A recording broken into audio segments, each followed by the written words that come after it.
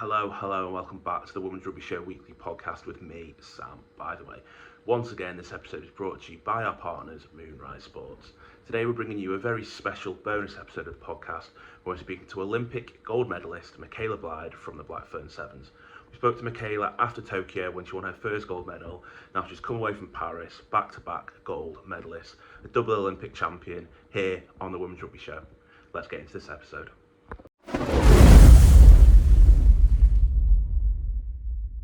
Michaela, just first of all, thanks for chatting to us again. Obviously, we spoke to you a couple of years ago after Tokyo. Just how's life been since becoming a two-times Olympic champion? The first 24 hours was hectic. We obviously had a lot of celebrations, as you would imagine. But the last 3 days, I've pretty much done a repeat of Tokyo and done MIQ in my house because I wanted to get home very quickly. And I've literally said no to seeing people, no to doing, catch ups and whatnot, because I really just wanted to spend quality time with myself and really just be in my own thoughts and reflect personally on what's just happened. So I've kind of done MIQ for the last 3 days. So it's almost a repeat of Tokyo, but I've loved it.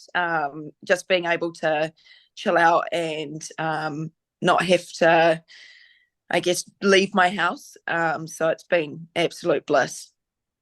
And just before we kind of get on to the rugby, just how was the Olympic experience this time around? Obviously, the last time was very different with the COVID and kind of not being able to mix or anything. Just how was the experience this time around? Yeah, it was amazing. A lot of us girls took advantage of the opportunities that we were given in the village. So obviously with Tokyo, we couldn't, go venturing or, when I say venturing, I mean venturing the village. We pretty much had to only go from the food hall to our team building, maybe get photos at the Olympic rings, but that was it. So this time, we all took advantage of the beauty salon and the supermarket and the merchandise store. So we were able to have a proper Olympic Village experience, which was really cool. And then obviously on top of that, there were no masks. So we were allowed to communicate with other athletes and talk to other New Zealand team athletes properly and support them, which was really cool.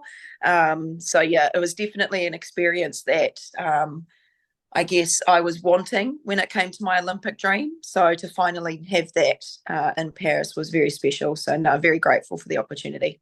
Did you swap any pins? I've seen quite a lot of the New Zealand team have been quite into it across the Olympics. Yeah, there was a couple of our girls that really got into it, which was super cool. They, definitely challenged themselves to try and get every single pin from each country. I personally didn't. I think I swapped maybe, I'm going to say 6 pins, and then I kind of just got over it a little bit. So instead of collecting pins for myself, if I got offered any, I gave them to the girls that were collecting them. So yeah, we worked together as a team. We made sure that we were able to help each other out and get pins for each other. But yeah, for me personally, I just stuck to my zone and didn't talk to too many people. And just moving on to the rugby, obviously, I think the first game of the women's sevens was the first time a women's side has played at the Stade de France. Just how special kind of was it running out at kind of such a big venue in France? Yeah, it was amazing. I went to Stade de France for the Rugby World Cup last year doing some media work. And so I got to experience the semi-final and the final for the All Blacks, and it was unreal. At the time where I was sitting in the stands and watching these games, I had to remind myself that we were about to play in front of this many people at the same stadium in 10 months' time. So it was a crazy experience. I've never experienced that many numbers at any of our rugby tournaments. So to do it at such an iconic stadium is something that the girls will definitely not forget. I hope we get to have another opportunity like that another time. I hope it's just not a one-hit wonder and we get that many people coming to more of our tournaments. Obviously, the stadiums that we play at on World Series tournaments usually don't have that kind of capacity. But for the times that we do, I hope they fill out because we're the type of team that I guess get energy from a bigger crowd. We love watching, we love performing in front of people, and we don't really get nervous about loads of people watching us. We actually, I feel like we perform better. So hopefully we can get numbers like that again in the future with our sevens tournaments. When did the cut happen during the tournament? Was that early on? Was that on day one? What was that? Sorry. So when did the cut on your eyebrow happen? Was that on day one or was it on day two? Oh, I thought you up. No, no, no. Yeah, it was in the second game on day one against Canada. It wasn't like a head clash or anything. Like it was kind of secret. So I went to clean out one of the Canadian girls, but I missed and I scraped the top of her head. But because it's so hot and because obviously the skin on your forehead's quite thin, any sort of like slight impact at the right spot can split your skin quite easily. So yeah, I don't know if you can see it, but that's Yeah. up above my there. But yeah, it's a lot. It's very dramatic for something that didn't really, there wasn't like an impact or anything like that. So that's why I didn't go off for an HIA because there was no head clash whatsoever. It was purely my fault. So yeah, I got 7 stitches that night and had to have a fat plaster on my forehead for the rest of the tournament, which was great. But it just adds to the story, right? Now that people, can see my scar, they're going to constantly ask questions, and I'll say, yeah, but I got it while winning a gold medal, so it was worth it.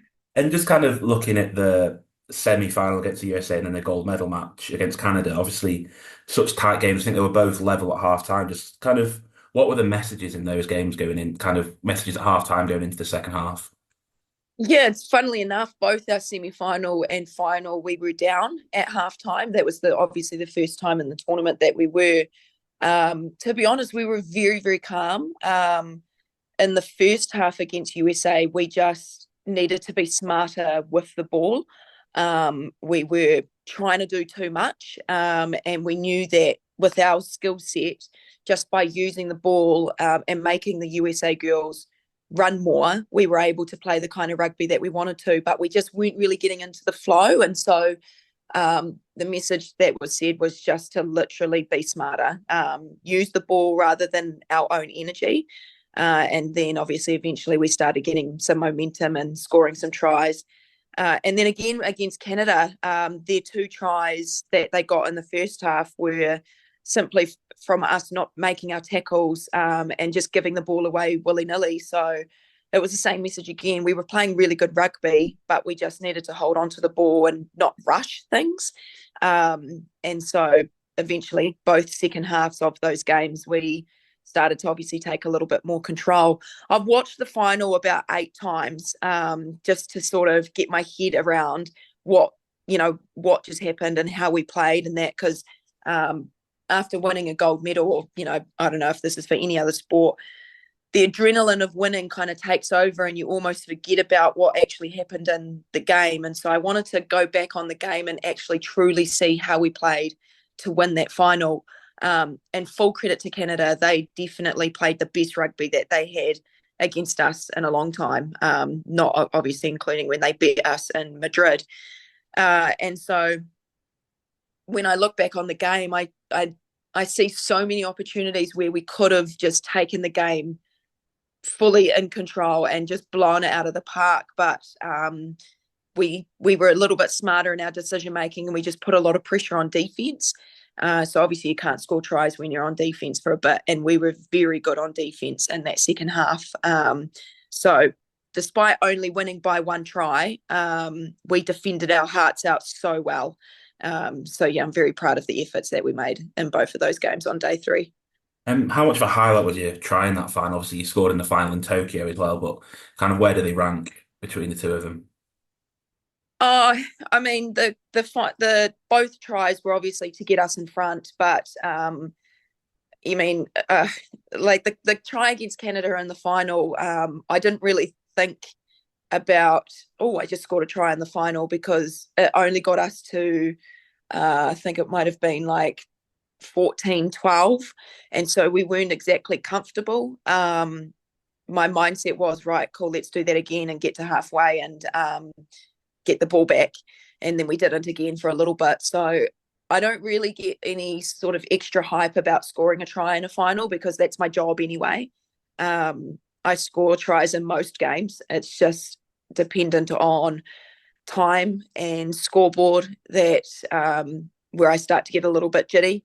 If I was Stacey Walker and scored the try in the corner after Sarah did that breakaway, then it would have been a different story. My energy would have been very different. But my role in the team is to score as much as I can, but to also create tries by setting up my other side, by drawing in as many defenders as possible, but also defending my edge, because I'm the one that's marking the speedsters. So I've got to stop them from scoring as well. So I've got multiple roles, but scoring tries in finals are very special. But in the moment of time, I'm focused on I guess the time and just making sure that I can do my role the best that I possibly can. How nervous were you just before the ball got kicked out and kind of end that game? I wasn't nervous at all. I was actually extremely excited, but had to control the emotions. I had Gossie come up to me, must have been like later that day or later that night, sorry, and she said, I thought you might have started running backwards to obviously wind down the clock. And it did go through my head, because by the time I caught the ball, there might have been only maybe 4 seconds on the clock, because obviously the big screen was right in front of us. So we were well aware of the time. But I didn't want to run away from our team, because we were close to our sub box. And then obviously we were only 15, 20 metres out from our try line. So me running backwards would have meant running away from my team, and I didn't want to do that. And then my other thing that was going through my head was how, because I knew the ball was coming to me. And so I was figuring out in my head in a split second, do I just run it straight and stay close to my team, or head to the corner and just try and score in the corner to definitely end the game? But if I went to the corner, because Charity Williams is very, very quick, I didn't want to isolate myself from my centre, Jazzy, to potentially risk a turnover. So I thought, okay, well, I'll just hold on to the ball, make sure I've got support. And if I break through the middle, great. If I don't, sweet. I know just to place the ball back, and then we can kick the ball out easier, which obviously Georgia did on full time. So I wasn't nervous. I was actually, like, my adrenaline was going through the roof, because I had multiple options that I could choose from on what to do. And it was actually like my choice. Like, it was my control, because I knew I was getting the ball. But no, I'm glad that I ended up just carrying and getting support. So then it was an easy kick for Georgia to kick out of the field. Was that adrenaline hit kind of even bigger when you ran? Obviously, you ran into the crowd and to the family at celebration at full time. Just does that kind of seem more emotional, having the family there, having been in Tokyo without any kind of crowd at all? Yeah, for sure. As we were walking out onto the field before we started singing our national anthem, I spotted my family and my partner.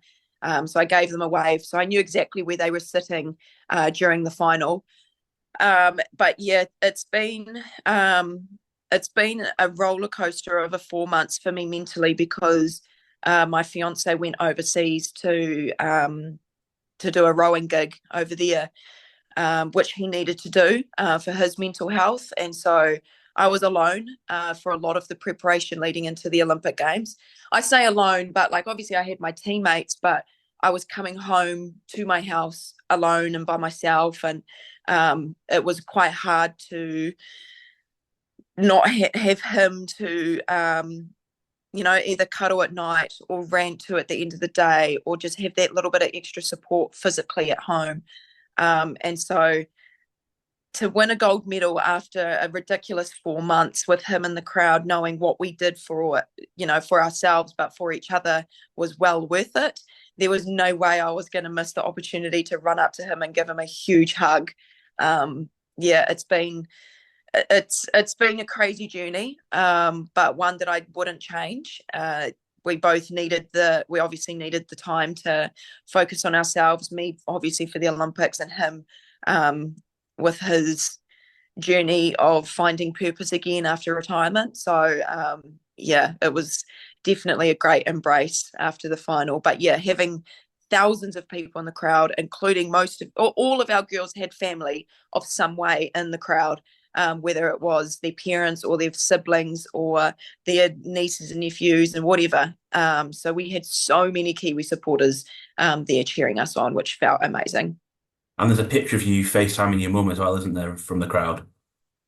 Yeah, so I don't know if you also saw my Insta story. I reposted the one of me FaceTiming mum and dad after the Tokyo final. I'm really gutted with myself that I didn't screen record the call to mum in Paris, but I was just too excited. But yeah, it's the tradition now. So if I go to LA and we win gold, I'll do the same thing and FaceTime mum straight after our game. But obviously during that time in Paris, it would have been maybe 7:30 in the morning when I called mum, and my mum and dad were literally just coming inside from milking the cows. So I knew that they were going to be awake. And so, yeah, I knew it was the perfect time to call them and to have. So one of my little brothers, he's been overseas for the last year playing rugby. And so my mum and dad haven't seen him either for the last year. And so he was in the photo as well and came to watch me play. And it was emotional to obviously have mum and dad see both Cole and I on the screen. So I go home today to New Plymouth, and my little brother's going to be home in a couple of days' time. So it was cool to be able to embrace with him as well after not seeing him since August last year, pretty much. Proper family reunion in a couple of days then. It is, yes, and it will be a very loud and big one, I can tell you that now. And just obviously on the podium, your whole side looked kind of full of emotion. Looked like a lot of tears from not just yourselves, but the USA as well. Just kind of, how can you explain that feeling of being on an Olympic podium and receiving a gold medal, or receiving any medal, really? Yeah. Yeah, wow. You know what? It's funny, the comparison between Tokyo and Paris, because in Tokyo I was an emotional mess. Like, I cried so much after winning that gold in Tokyo. I just was relieved and so happy that we finally won gold after 5 years of preparation, you could say. Whereas this time in Paris, I shed my first tears about it all yesterday. I didn't cry whatsoever in Paris after we won. I was just so happy. But standing on that podium, having my family in the crowd, just made it so much more special. But it would have been the happiest podium ever that I've seen at the Olympic Games, because if it was our team getting silver or bronze, we would have been pissed. Like, we would have been crying of disappointment. So Canada and USA, with what they've done with their sevens program over the last 2 years even, is inspirational to say the least. USA, it's obviously not a big sport, rugby, in America. And so for them to win bronze, and especially to beat Australia, who, were the favourites to make the final, they should be extremely proud of themselves, and all the media that they're getting, all the publicity that they're receiving, they thoroughly deserve. I wish we were getting that much. But it was kind of like a feeling of that they were almost not expected to medal. But they knew within themselves that they could. And so for them to win bronze was just an incredible moment for them. And we watched their game against Australia, and they deserved it, man. Like, they played out of their skin. And they just defended Australia so well. So, yeah, they absolutely deserved it. And then Canada beat France, and then they beat Australia. So they definitely deserve to be in the final.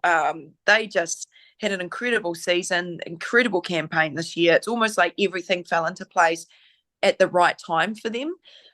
So no, it was such a cool feeling to be surrounded by happiness. Obviously, with our competition, if you receive silver, it's because you've lost the final. But Canada, like, obviously you could sense the disappointment in them naturally, and that's completely normal. But they were stoked afterwards, and we were chatting in the tunnel before the ceremony, and everyone was having jokes and laughing and taking selfies. I was like, this is weird. Like, we've just beaten you guys, and you're happy.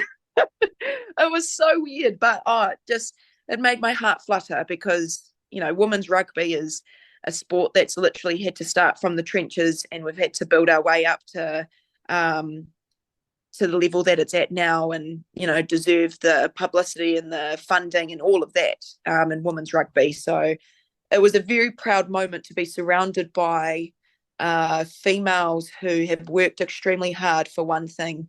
So no, it was extremely special to be in that moment and to sense those emotions. You mentioned working hard. Obviously, that Olympics is kind of saying goodbye to a lot of Sevens legends. Obviously, Portia and Tyler from yourselves, Shani from Australia, Nia Tapper from the USA. Just how important have they been for kind of the women's game for the past so many years, really, for a lot of them? Oh gosh, yeah, all of them, including Dom from Dominique de Yeah. Toit from Right. Australia. They've all just made a huge impact on women's sport, not just rugby, but I mean, it's hard to put into words. I could talk all day about all of them, but I'll stick with just Portia and Tyler. What they've done for New Zealand women's rugby will never be done again. Especially Portia, like when you say Portia Woodman-Whitcliffe, everyone knows who she is. She is an absolute beast on the field. She put sevens on the map with her speed, her strength, her power, her ability to make people cry on the field because of her fend or her tackle or whatever. She has done massive things for the game, yet because of her humility, she still doesn't see it. And fair enough, like, she's just such a cruisy person. She'll never compare her career or what she's done due to her achievements. She was just someone who was extremely grateful to be selected, to get onto the field, to play in the black jersey. But yeah, she's a very special human being, and wherever she goes next, which, she's obviously dropped some hints, but everyone will find out at the right time. She will make a huge impact in that next spot as well. And then same with Tyler. I think the thing that Tyler has done is showcase that you could be of any size and play rugby internationally. When I first met Tyler, she would have been, I don't know, 50 kg soaking wet. She was tiny. And I'm not a big person either, but I kind of looked big compared to her. But she played like really above her size. She was just someone who was clinical, who was smart, even when she was, we're only pretty much a year and a half apart. But yeah, watching her grow up in this environment has been inspirational, and she's really showcased her talent, not only on the field, but also with her leadership attributes that she contributes to the team. So yeah, she's also obviously someone that's made a huge impact onto the game. And with her going to the Dragons, she'll do the same thing there in Australia. So we're really proud of both of them. We're really grateful to have had them in our team for such a long time. It will be weird going back into the environment and them not being there. It will almost feel like something's missing, or like we've got to start our day and people haven't turned up yet. That's kind of like the feeling it will be for a little bit, I think. But it's going to be a great opportunity for the younger ones who have been in, the strike prop position or the halfback position and haven't been selected because they're not quite there yet. This will be the opportunity for them to put their hand up and say, well, I have been here and I'm ready to fill those shoes. So it's going to be a good challenge for our squad because they're both very crucial members of our team, but we've got to start adapting without them. And that will start in October this year when we start pre-season. You kind of mentioned that next generation, and obviously, I think this Olympics kind of been the rise to that next generation in the public sense. Obviously, yourself, Georgia, the Levi's, and Alona have just got massive across kind of social media. Obviously, I don't even know what Alona's on now. I think it's over 3 million or something Instagram followers. Just how would you see kind of this Olympics and the rise of a lot of the athletes kind of growing the women's game, not just in sevens but 15s as well? Yeah, I think the more that we play internationally, the more awareness that we get of our game. And when people see someone like Alona Ma, she's a massive, like she's just so important for USA. She really is such an important player for the USA. And not only that, she's took advantage of social media and she's done really well with her brand and her business. And it's not to belittle the USA team. They're not even a team that win, and yet she's getting the publicity that she gets. And so she's just done incredibly well to portray herself and her team as these strong, powerful women that no matter what size you are, you can be, playing for your country. And I think it's important for young girls and boys to see that you can be extremely successful in the rugby world if you just give it a go. So yeah, I think the Paris Olympics has been very crucial for our game, as it would be for any other sport at the Olympics.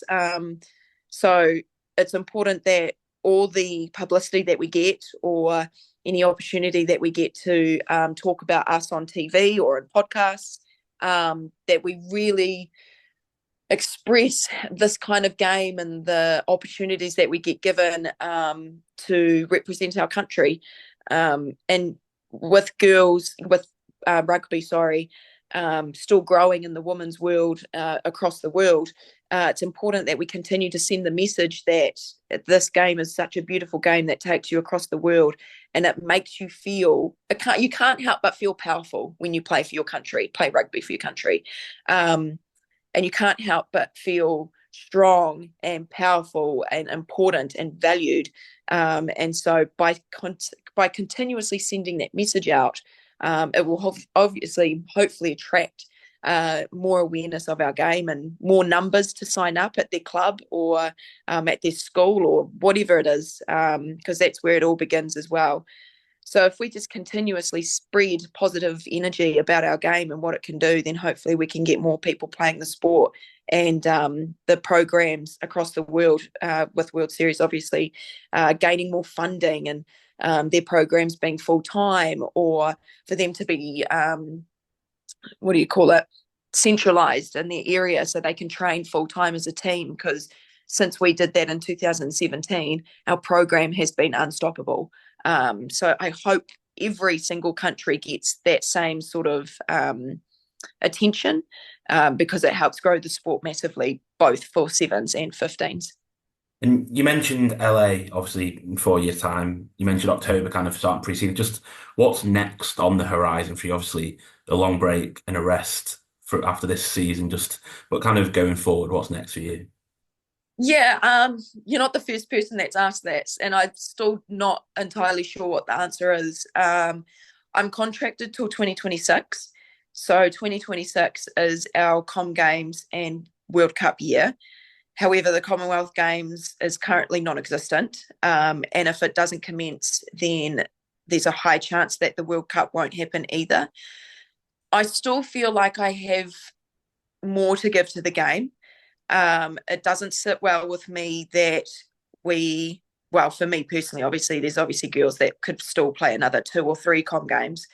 For me personally, ending my career on a bronze and silver at Com Games and World Cup doesn't sit right with me.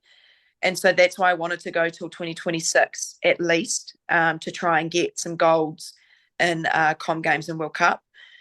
If that doesn't happen, then I'm not entirely sure. I went up to my partner after our final, and we'd received it. Oh, by the way, this is our medal. So once we finally received our medal, I went up to my partner in the crowd and I whispered into his ear, "Babe, I don't want to do this again." I was so tired. I was so exhausted. And he was like, "Okay, that's fine." And so right at this very present moment, I can't see myself in LA, but that's just because I'm still riding this high and it's huge.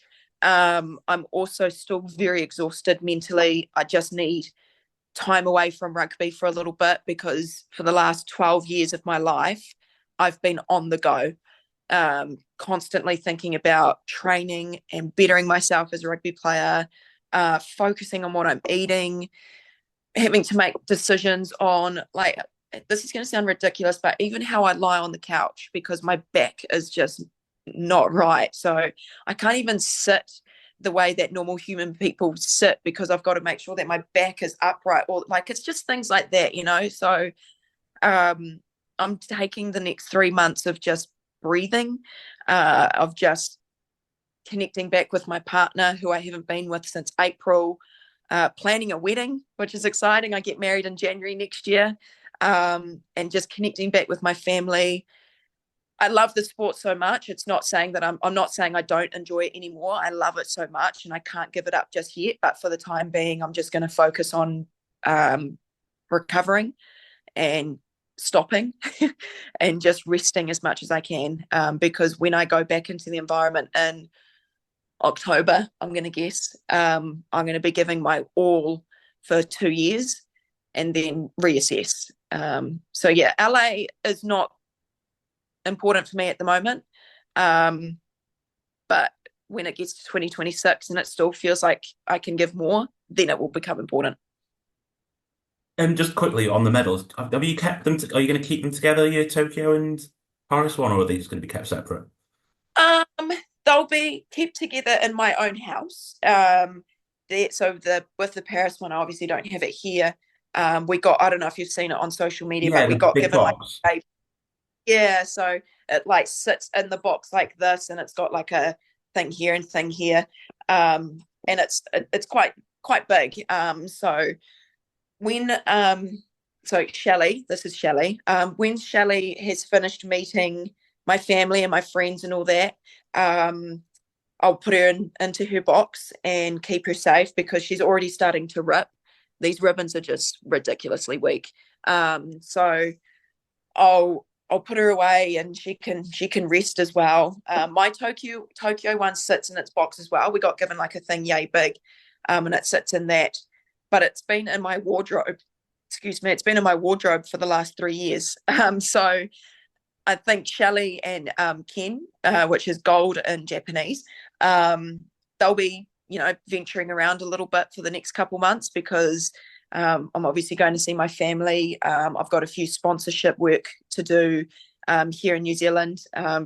Gosh, I've lost count of the amount of social media stuff that I have. So they'll definitely be interacting a little bit more. But once things start to die down a little bit, that sounds really weird, but she'll go back into her box and she'll be kept safe, where I can see her all the time, and make sure that no one steals her. I'm guessing the name comes from Shelly-Ann Fraser-Pryce. Yes, it does come from my yeah. Meeting her was like dream come true. I don't know if obviously everyone's got some form of role model or looks up to someone, but when I was doing athletics, she was the person that I wanted to be like.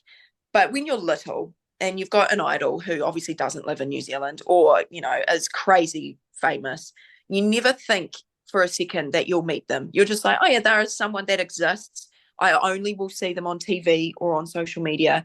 But when I saw Shelly-Ann in person, I lost it. I just was like, excuse my language, but holy fuck. Like I just saw someone who I've looked up to since I was pretty much 10.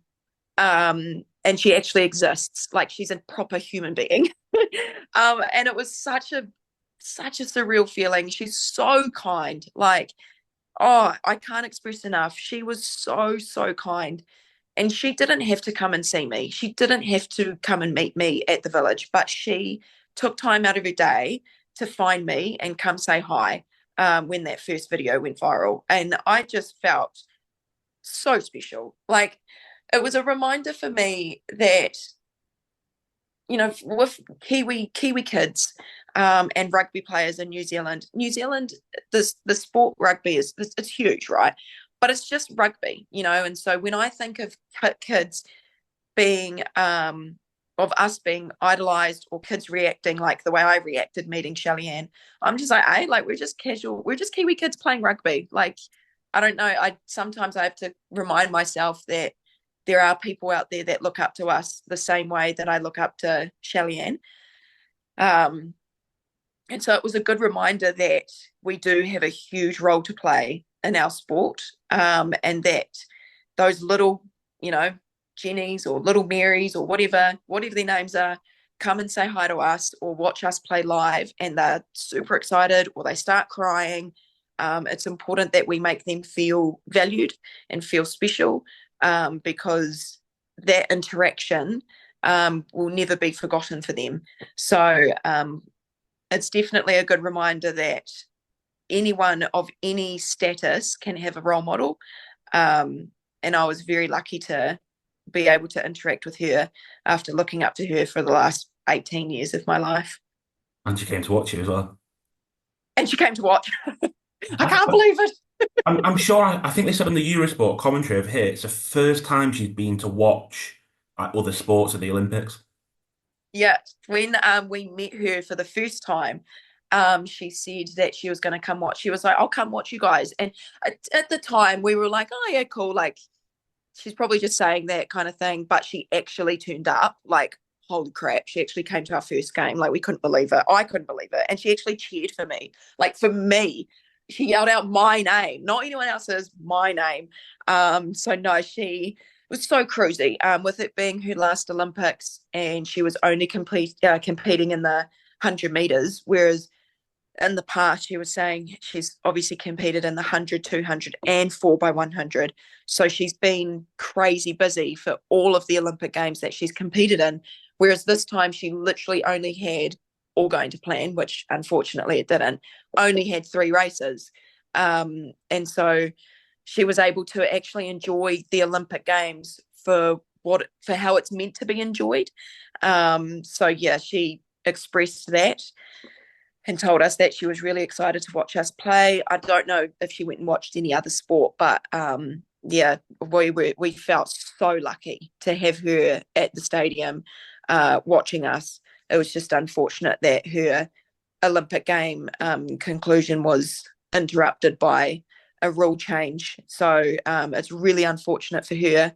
But even though she only did 1 race, she has made a massive impact on athletics in general. So I wish her the happiest of retirements. I hope we bump into each other one day again. I don't know if that will ever happen, but if it does, it will be a great reunion.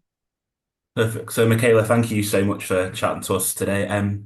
Best of luck for the wedding planning, and best of luck for whatever's next, and congratulations on the gold. Thank you so much, mate. Appreciate that. Yeah, I'm not stressed just yet about the wedding planning, but when it does, I'm going to try and turn that stress into enjoyment and excitement. But for now, it's going smoothly. But yeah, I can't wait to marry my partner. It's been a crazy 3 years for us, and to finally have his last name will be a blessing. So yeah, next year when you see me on the World Series, I'll have a different last name, which is exciting.